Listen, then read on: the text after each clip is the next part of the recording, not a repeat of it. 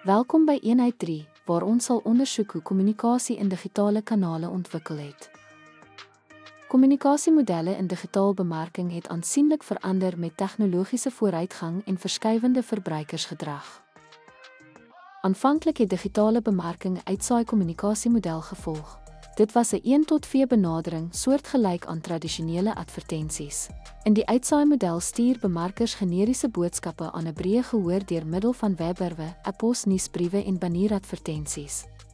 Met die evolusie van digitale platforms, 'n twee-rigting kommunikasiemodel het ontstaan wat interaksie tussen handelsmerke en verbruikers moontlik gemaak het.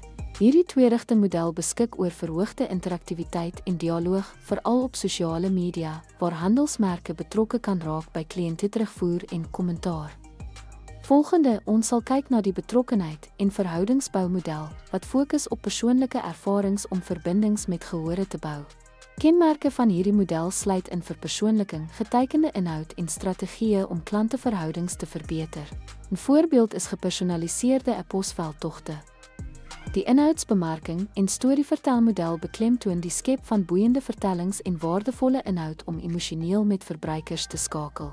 Hierdie benadering behels die publisering van blogs, artikels, video's en poduitsendings om gehore te vermaak, op te voed of te inspireer, terwyl handelsmerkwaardes bevorder word.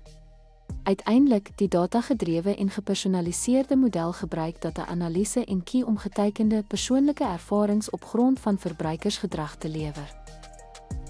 Ten slotte, digitale bemarkingskommunikasie het ontwikkel van uitsaai-metodes tot gepersonaliseerde, datagedrewe strategieë wat bemarkers in staat stel om sterker verhoudings te bou en groei aan te dryf. Dankie.